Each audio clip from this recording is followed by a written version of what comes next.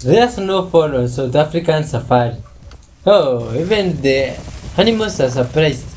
The zebras there and the lions, probably wondering what's going up. You see, we don't experience snow from this side. What's the benefit from that good sense of sight? Hold on. Why does the moon look like this, y'all? What the heck? Y'all see that? Why does it look like looks like an egg? Like an avocado. Why does the moon look like that, y'all? Do you guys see that? And it's got a black ring around it? Bro, are you kidding me? Bro. And the animals are going crazy. What the hell? Y'all hear that? Bro, there's dragonflies everywhere too. But why does the moon look like that, y'all? Oh my goodness. Do you guys see that? What is going on with it? And all that plasma that's going on there? Bro, why does the moon look like that? What? They said there'll be signs in the heavens, boy. Let's get it. Oh my goodness. That's crazy. Oh, this one saw this pigeon on a walk, and I thought it was a good visual representation of their brain time at that time. This is the shocking moment. An entire mountainside crumbled away in one massive landslide on July 17th.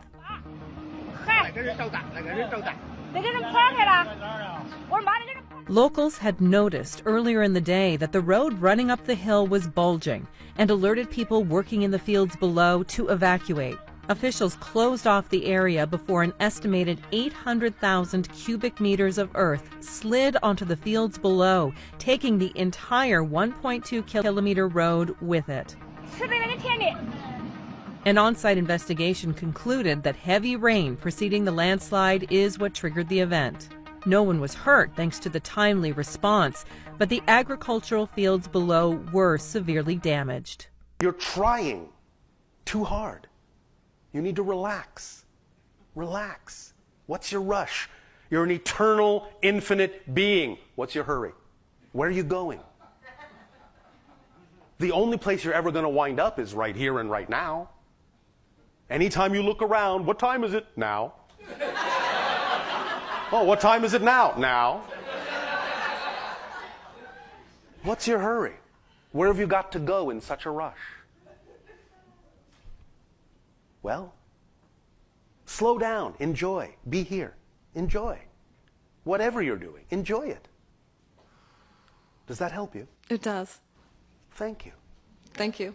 I love you, Bashar. Our unconditional love to you as well.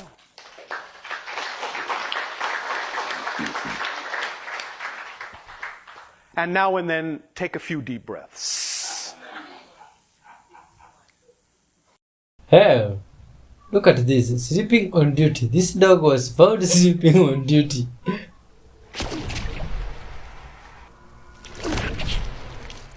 A sea angel, no bigger than your little finger. It's eaten little for months. Its empty stomach glows orange. And there are other hungry arrivals. A sea butterfly, a snail with wings. Both angel and butterfly are blind, but each monitors minute changes in the water as they search for a meal. This angel has a devilish side. Its mouth parts invert to form a deadly trap of tentacles, from which there is little chance of escape.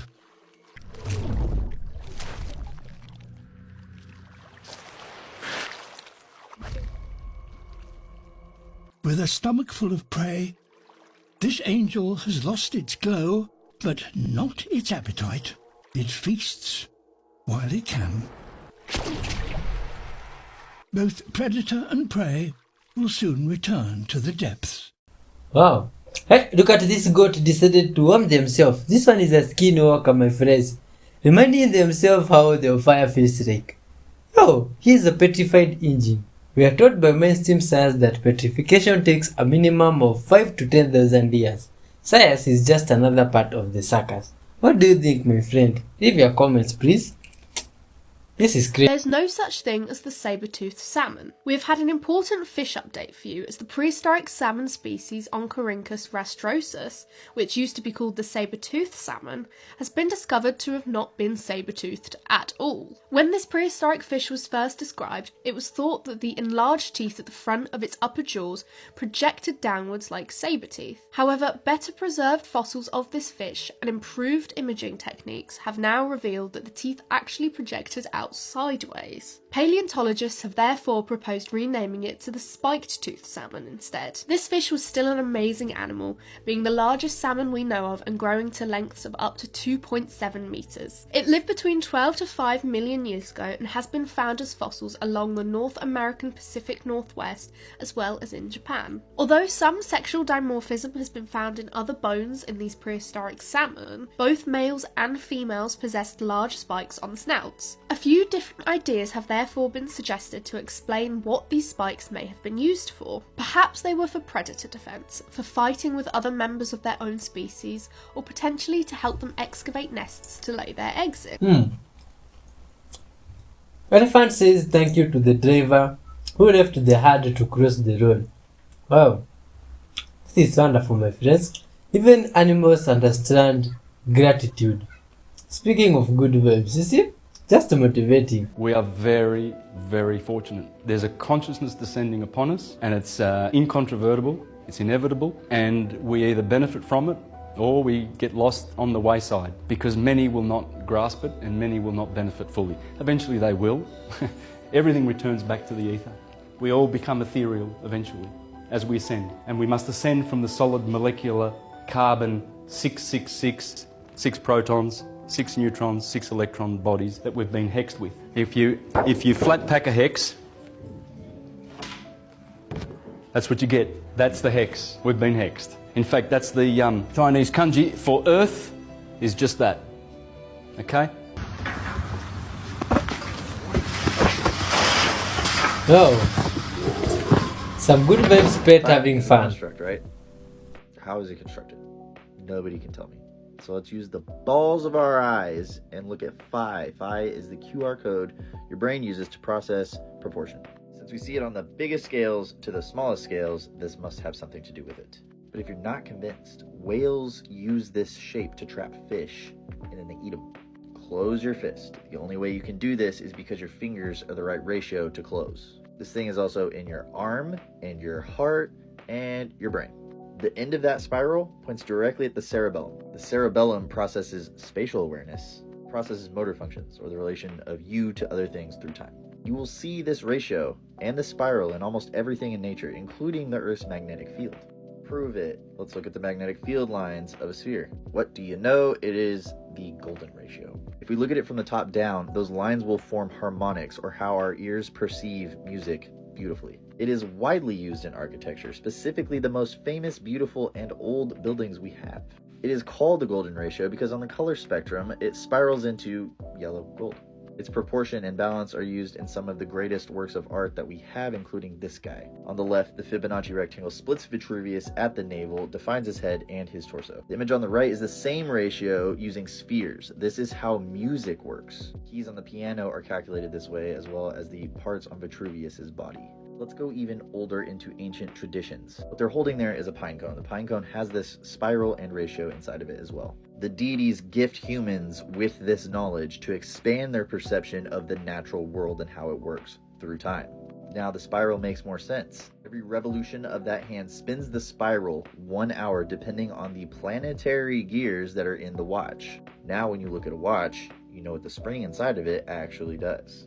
The Lord said that the fallen ones can form the aurora borealis in persona.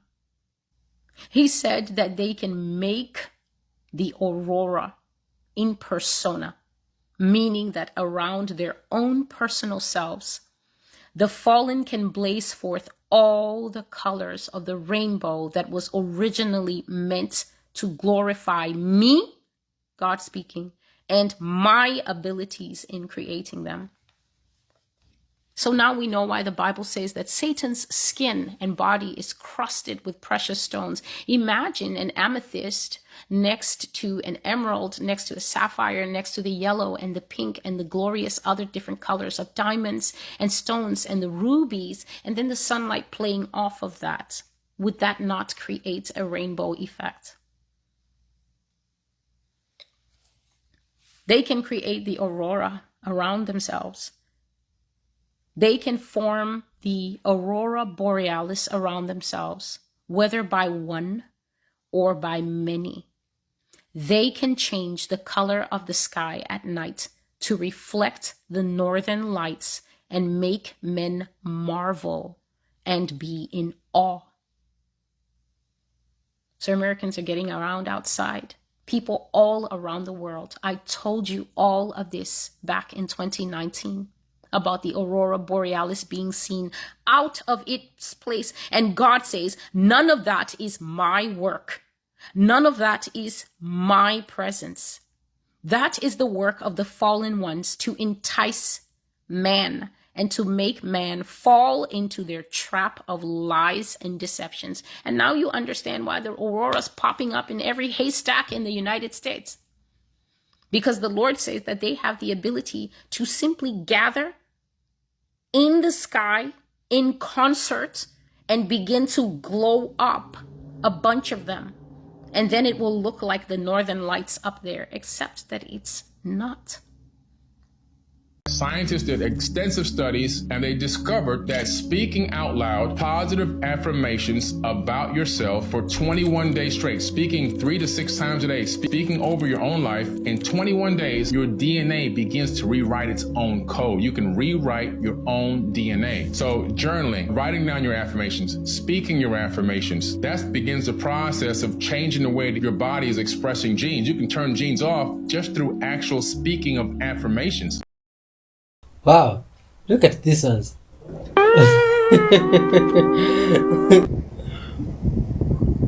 Huh. Oh my god.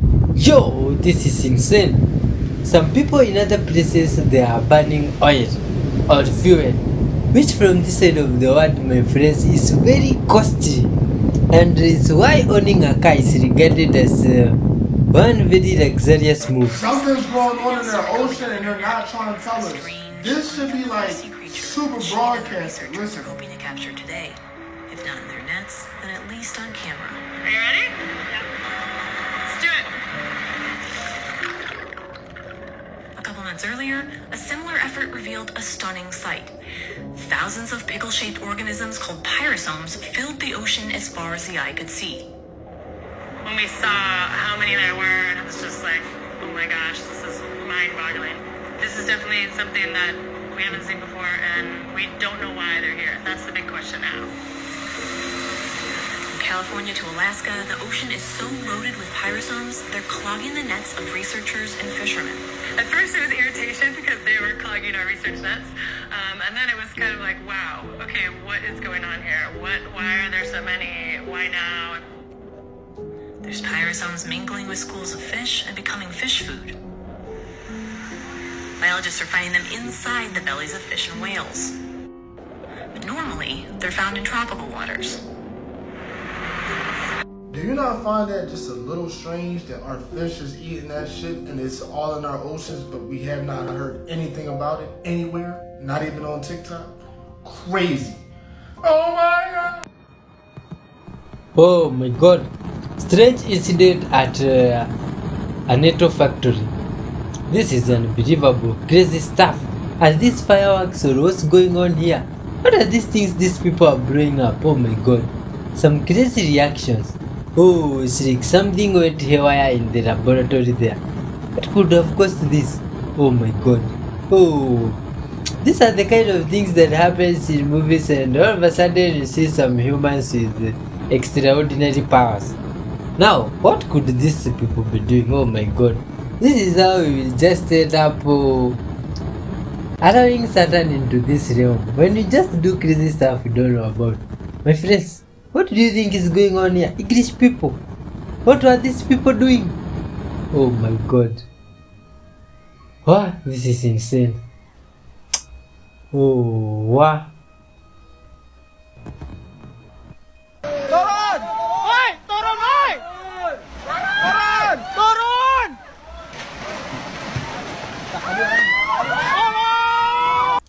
What? In that previous video, was that a dragon? Oh, what's even more bizarre is this stuff here. That was recorded by some guy when they were out there fishing. Or in the waters. Are you seeing this? Oh my god. Oh, wow, wow, wow, wow. Now imagine coming across stuff like this. When you're out there in the water, you even don't know what it is. Hey, in the water, how can you run now? You see? Oh my god. This is crazy. You come across mysterious stuff on mysterious lands. On places you cannot run using your legs. Oh my god, oh my god. Ha! What? The other day he went up my ladder. I'm hoping to try to get him to go up the ladder. He went up my ladder the other day, so I thought I'd put a mouse up there. Get him to go up it again. Take it to your babies. Take it to your babies. Good job, bud. Oh. Oh, and in other places of the world, good vibes guy here, brother man, Englishman, decided to feed a wild animal. As you can see, the lizard was there chilling, probably wondering where it would get water from. But guess what? God was on that lizard's side on that day, and the lizard was said a blessing. Call it an angel because now you can see just how it enjoyed after being given some water to quench their thirst and cool their bodies. This is just interesting, man. This good vibes human did one important stuff. May God bless them and the universes. Oh, that animal is extremely happy. They can't believe, oh my god. They were probably stranded back there on that rock, wondering for how many kilometers they would have to crawl to get to. So what we're zooming in on is an example of how even dead animals still provide habitats for any number of other organisms. This is what appears to be a dead sponge stock from a glass sponge. Clear to zoom. And what's happened is that it's provided a home for several other organisms. Partial. This, for example, is a sea anemone. I believe it's a flytrap anemone, and these will settle on these stalks in order to take advantage of the water current. As you can sort of see from the way the tentacles are extended out into the water, they're predatory, so probably catching little crustaceans and so forth. But sometimes you can hide a little critter right around the mouth of something, and here we see a cute little polychaete worm. I believe that's a scale worm, and it's living right on the surface of this flytrap anemone. I've seen other examples of this where the thinking is that the worm actually takes advantage of the food that the sea anemone eats. The sea anemone doesn't really benefit a lot from the worm itself, as far as I know, but there are often examples where the benefit to both parties is unclear. As we spool down the stalk, and there's another polychaete.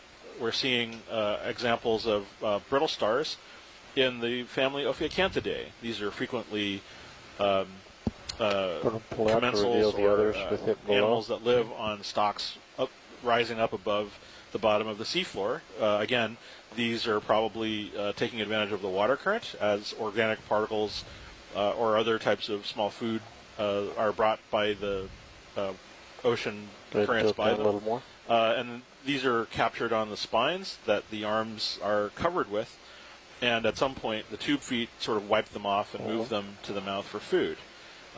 Looks like a lot of these are less in feeding mode and more in holding on mode. Oh, and look at this. There's actually a little black coral right down at the bottom.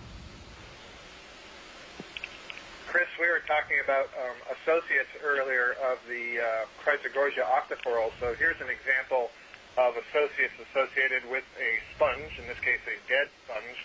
But then we even had associates on the associates. So you were talking about those back up scale to the lower worm. polycky worms that were on the anemone. And as you noted, that is not an unusual observation, which suggests that there may be a scale worm species that is preferentially on these anemones.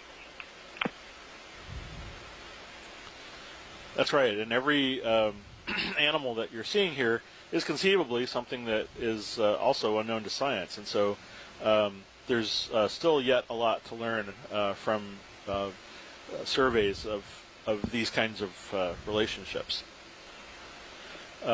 So as long as we're here, Pilot, I understand that you've just all had a big change out? We have. This is the after lunch bunch. I'm delighted to have you all here. Perhaps you could introduce yourselves. I'm Dave Wright, sitting in the pilot's chair at the moment with the Global Foundation for Ocean Exploration. We operate the ROVs for NOAA. To my left, I have Fernando Aragon, sitting as navigator. To my right, Andy Lister, sitting as co-pilot. And far right in video, This is Roland Bryan, just off camera. And Tara Smithy, clipping the video. And this is Chris Ma from the Smithsonian's National Museum of Natural History. I'm the co-biology lead for this expedition. We're assisted by Nicola Rodriguez from the University of Hawaii at Hilo. And currently engaging with other expedition details is Chris Kelly from the University of Hawaii. ถ้าแม่นข่อยไปผู้เดียวนี่ข่อยเลียนออกบ่บูพุ่นน่ะพี่น้อง ว่าเป็นต้นไม้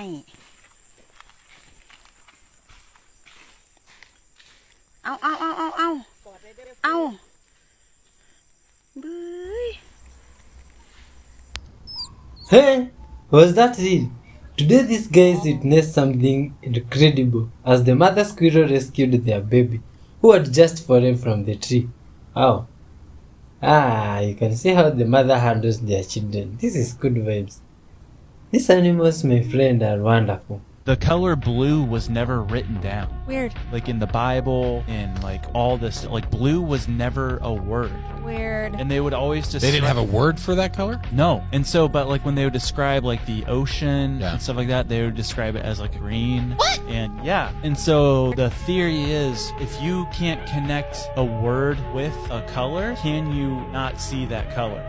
Because your brain, and so they did an experiment in this tribe, and they also have never heard the word blue. And so they gave this graph, and it's this graph of like 12 squares, and they're all green, right? And then there's one that's like a bluish green, and they had these people look at it, and they were staring at it, and it took them so long to figure out which color, because they don't know what to look for in the blue. It was weird. And then they showed another one, and it was all green, and then there was one square that was just like a shade lighter of a green, but it was hard for us to see, and they could spot it instantly. Wow. Because they have like over 30 words for green. Oh my gosh. The brain is tricky. Extremely tricky for us, the brain. Look at these big things, good people of Earth. Here we are seeing big things. Big bicycle, big helmet, big key. Wow, wait a minute. Why would the people from the past need such big padlocks? Oh my god. How could they open this padlock? Oh, so look at this seat. Or maybe they used that seat as a family. Oh, even big books. People from the past were really obsessed with big stuff. Or maybe they were extremely big people. Giant lake people. I really doubt. See, we are told those are myths. But you tell me, my friend, even at the size of these swords that were found on some place, and they were used, even this gun, and you wonder, who used them? Which creatures? If people, why would they use such big stuff? Why? Look at the size of the gun. Even longer than someone's grandfather there. Oh my god. Oh, this guy looks like he's standing next to a post. And it's a gun. Oh, look at these cannons. These ones are unbelievable. Oh my god. These ones to load them, you need the whole army battalion there. But now I'm surprised they were used in the past. Huh? You tell me, my friends, whose shoes is this? Unless it was Goliath's. Eh? Even this guitar. Oh, or maybe they are showing us Goliath's wardrobe and stuff he left behind. Because who could have been using these big things, good people of Earth? Do you yourself believe in giants from where you come from? Tell us. Look at these Triceratops. This is a new name. But I guess it's just an advanced English people's name for a rhinoceros. But what's up? It does not look like normal rhinoceros from the sides here. Or this is we are seeing some extinct creature here. Triceratops. That name is not easy. Triceratops. More sounds like almost a dinosaur. But not this one. Looks like the rhinoceros is crazy stuff. Maybe it's one family related big family. But who knows? Apart from English people who might have information. That contain all the information of a set of equations that are related to string theory. And it's even more bizarre than that, because when you then try to understand these pictures, you find out that buried in them are computer codes, just like the type that you find in a browser when you go surf the web. You're saying your attempt to understand the fundamental operations of nature leads you to a set of equations that are indistinguishable from the equations that drive search engines and browsers on our computers. That is correct. So, wait, I have to just be silent for a minute here. So you're saying as you dig deeper, you find computer code writ in the fabric of the cosmos. Into the equations that we want to use to describe the cosmos, yes. Computer code. Computer code, strings of bits of ones and zeros. It's not just sort of resembles computer code. You're saying it is computer code. It's not even just is computer code. It's a special kind of computer code that was invented by a scientist named Claude Shannon in the 1940s. That's what we find very, very deeply inside the equations that occur in string theory. Look at these watermelons here. Oh, they look nice.